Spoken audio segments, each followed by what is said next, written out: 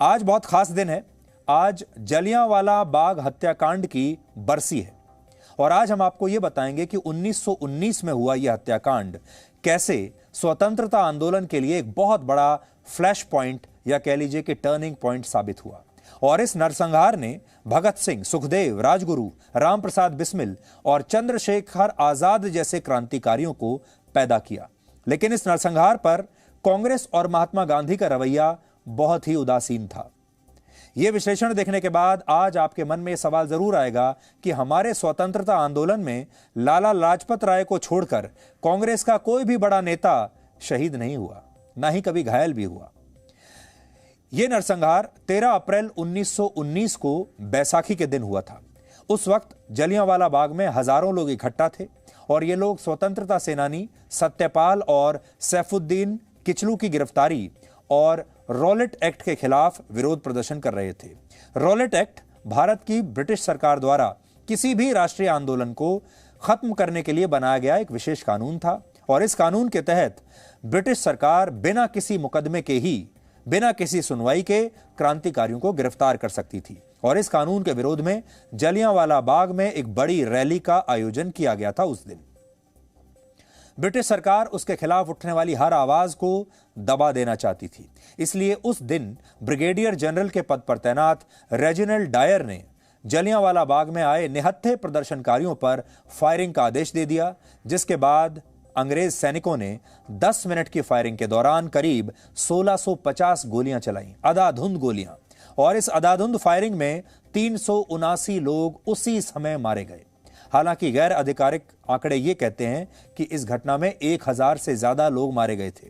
लेकिन जिस बात पर आज आपको सबसे ज्यादा गुस्सा आएगा वो ये कि इस नरसंहार के बावजूद जनरल डायर को ब्रिटेन में एक नायक का दर्जा दिया गया और भारत में भी उसे कोई कड़ी सजा नहीं मिली। और जनरल डायर के प्रति दिखाई गई इस नरमी ने भारत के लोगों को गुस्से से भर दिया। इसीलिए ये जो हत्याकांड हुआ ये एक निर्णायक मोड़ था भारत की स्वतंत्रता आंदोलन की लड़ाई में। आप कह सकते हैं कि उस समय देश में अंग्रेजों और कांग्रेस के खिलाफ गुस्से की लहर चल रही थी, कांग्रेस के खिलाफ भी, और बताएंगे हम आपको वो क्यों। भारत के लोगों में इस बात का रोष था, गुस्सा था।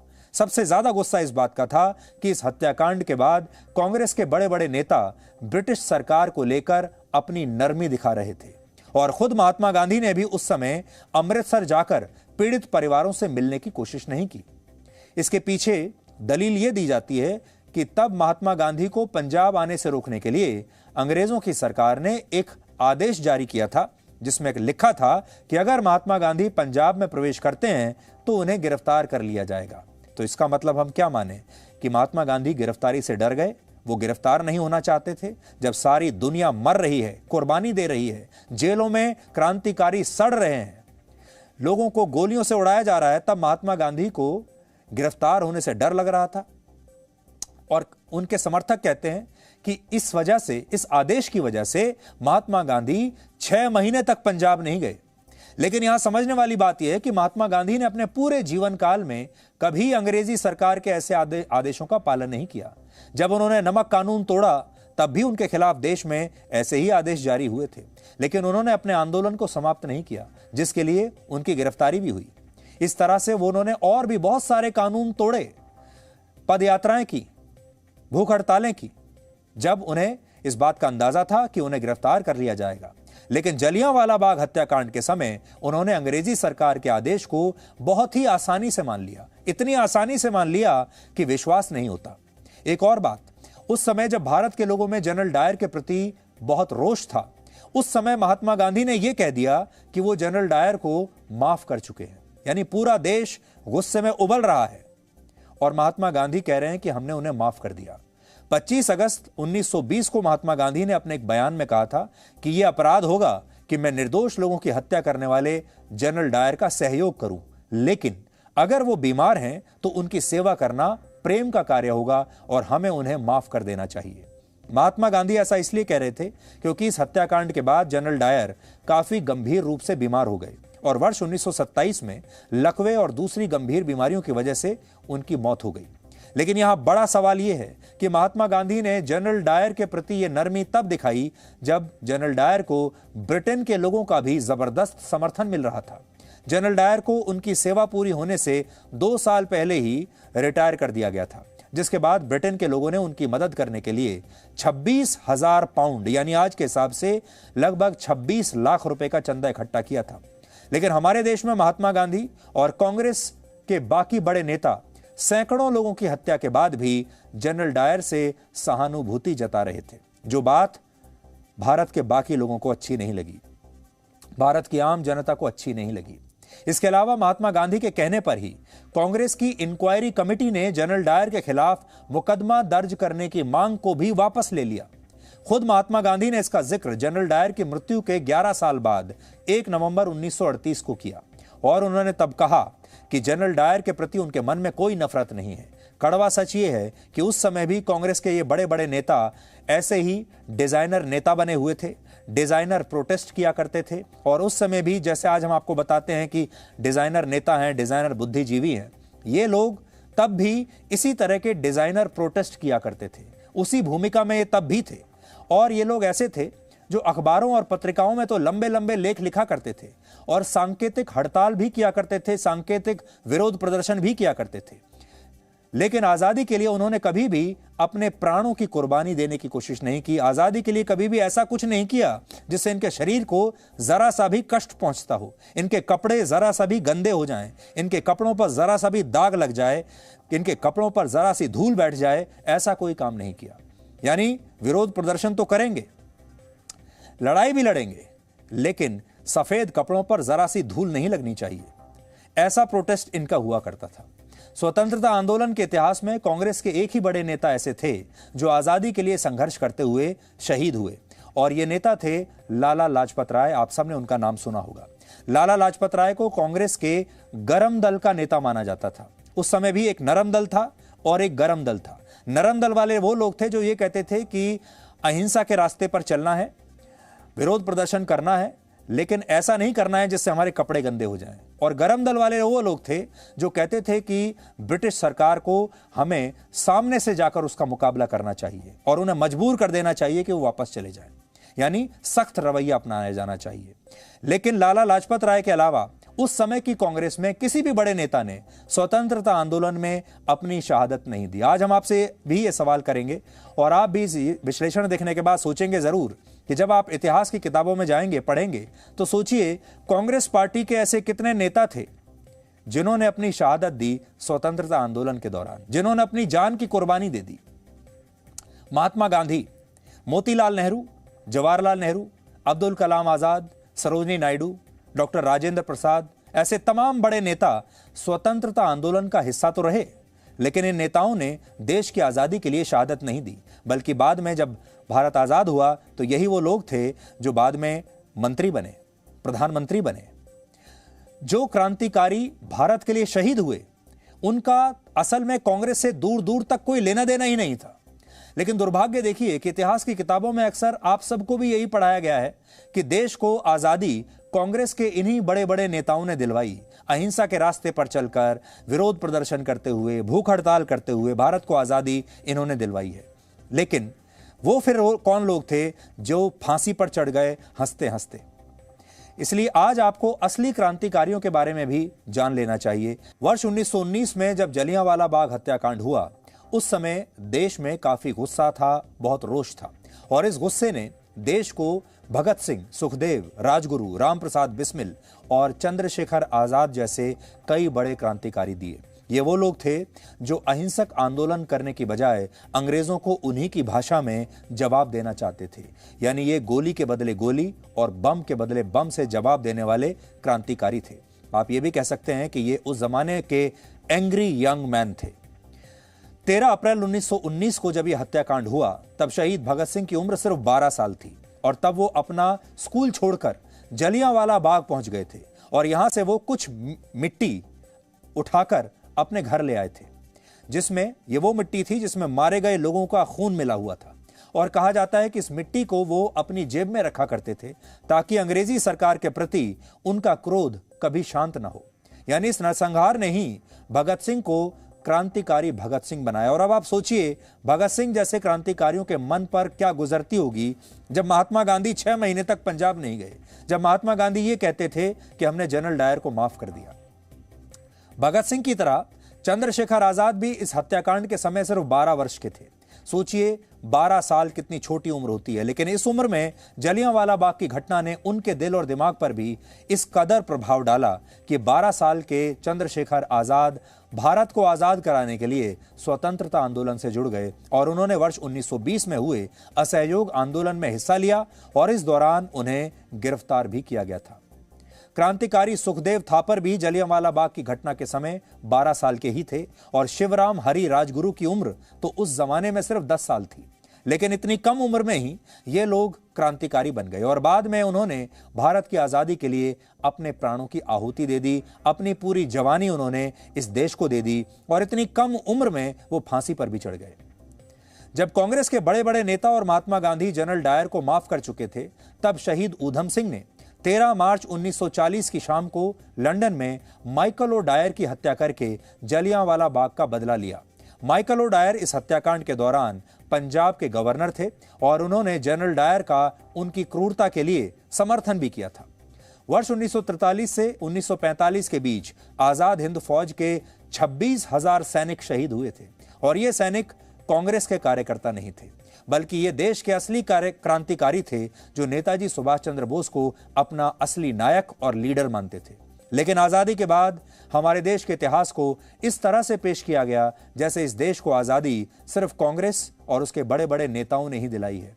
इसलिए हालांकि आज लोगों में जागरूकता बढ़ गई है और अब अमृतसर के जलियांवाला बाग मेमोरियल में पहले की तुलना में 2.5 गुना ज्यादा लोग अपने शहीदों का स्मरण करने के लिए पहुंच रहे हैं। इसके अलावा वहां स्थित शहीदी कुएं के चढ़ावे में भी पहले के मुकाबले 1000 गुना की वृद्धि हुई है। वर्ष 2019 में इस राष्ट्रीय स्मारक का पुनर्निर्माण किया गया था, जिस पर सरकार ने 20 करोड़ रुपए खर्च किए और आज हमने इसी स्थान से आपके लिए एक रिपोर्ट तैयार की है जो आपको इस नरसंहार के बारे में बताएगी और यह भी बताएगी कि कैसे आजकल की जो पीढ़ी है, जो आजकल के जो लोग हैं, वो कैसे इस मेमोरियल पर जाकर उस जमाने को और उस कुर्बानी को याद कर रहे हैं।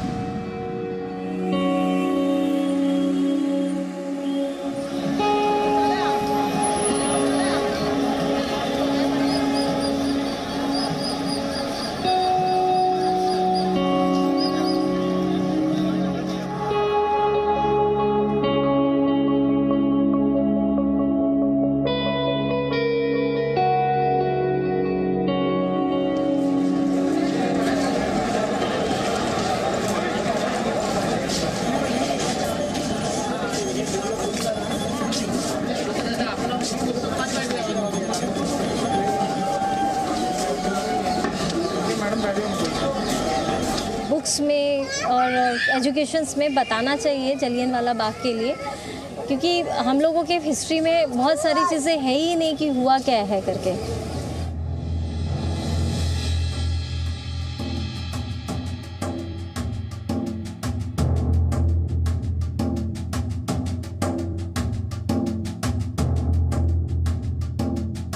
मैं तो कहना नवी पीढ़ी को इतिहास तो पता होना चाहिए, ना भावें 100% पता हो लेकिन पता होना चाहिए, भावें 50-70% जो भी है, लेकिन उन्होंने इतिहास के बारे में जानकारी होनी चाहिए, वो जरूरी है। वो बाकी तुसी कुछ रखो ना रखो, लेकिन अपने घट्टो घट जो आज़ादी जिन्होंने कारण मिली है या जो अपना इतिहास है उस बारे में नॉलेज होनी जरूरी है लोगों को।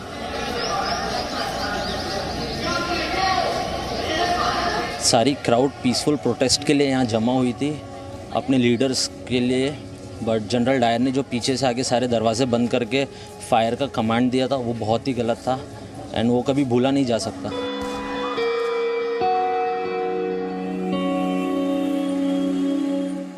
कुछ नहीं मिला भाई जी, इतनी सरकारें आई इतनी गई पर किसी ने कानी कोडी भी नहीं दी हमको। यहाँ तक कि हमारे पास पहचान भी नहीं है कि हम उन शहीदों के पारिवारिक जन हैं, कोई पहचान पत्र नहीं है हमारे पास। हालात सबके ऐसे माली हालात है, कईयों को बेचारों को 2 टाइम की रोटी नसीब नहीं होती, बाकी सरकार उनकी कोई खबर नहीं ले रही। गोबर के उपले थाप थाप के गुजारा करते हैं कई। जो जट जमींदार यहाँ पे शहीद हुए थे बेचारे, और उनकी कोई सुध नहीं ली जा रही। आज हम भी अपने बच्चों को बोलते हैं कि हमारे ग्रेट ग्रैंडफादर यहाँ शहीद हुए थे, वो कहते हैं जी क्या प्रूफ क्या है। आज हर चीज़ का प्रूफ मांगा जाता है। ये कोई फाइनेंशियली एड तो नहीं मांग रहे ना, ये सिर्फ एक सम्मान ही मांग रहे हैं कि हमारा जो सम्मान बनता है, रिस्पेक्ट बनती है हमारे परिवार की, जो वो ही हमको दें। कोई तामल पत्र है एक, या कोई कागजी प्रूफ होता है कि लो जी ये परिवार हैं जिनके बुजुर्ग शहीद हुए हैं, उनको कुछ नहीं दे रहे।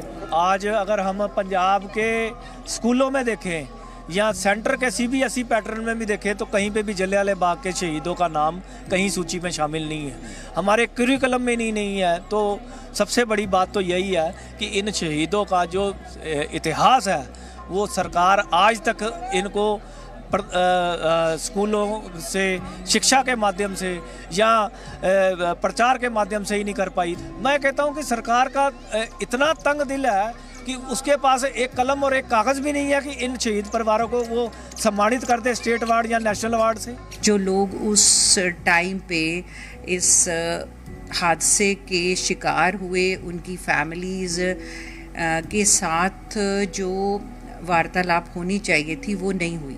जो मरने वाले लोग थे उनकी गिनती ही नहीं हुई, उसके ऊपर भी आज तक डिबेट चल रही है कि कितने लोग मरे।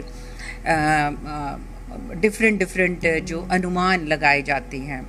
मैं 2 औरतों के बारे में बात करना चाहूँगी, रत्ना देवी और अतर कौर, जिन्होंने अपने दोनों के हस्बैंड्स जो है इस जो कत्ल था जलियांवाला बाग में का मैसेकर था उसमें मारे गए, पर उन दोनों ने ये कंपनसेशन रिफ्यूज़ करी। और ये कोई बहुत अमीर लोग नहीं थे कि जो कंपनसेशन को रिफ्यूज़ इसलिए कर रहे हैं क्योंकि उनके पास बहुत पैसे हैं। इनफैक्ट ये दोनों औरतें ऐसी फैमिलीज़ को बिलोंग करती हैं जो ज़्यादा पैसे वाले भी नहीं थे, पर फिर भी उनको लगा कि जिस तरीके से उनके हस्बैंड्स की डेथ हुई है, जिस तरीके से वो मारे गए हैं, तो उनको इनकी कंपनसेशन लेना उन्होंने वाजिब नहीं समझा और उन्होंने ये कंपनसेशन रिफ्यूज़ कर दी।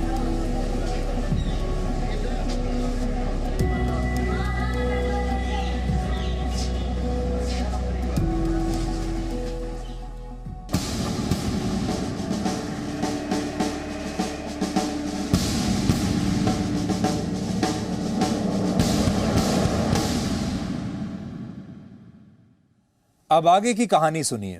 आज़ादी के बाद जब भारत में पहली सरकार बनी तो जवाहरलाल नेहरू प्रधानमंत्री बन गए और कांग्रेस के तमाम बड़े बड़े नेताओं ने भी मंत्री पद ले लिए सरकार में, अच्छे बड़े बड़े पद ले लिए और इसके बाद वो वर्षों तक इन्हीं पदों पर बने रहे।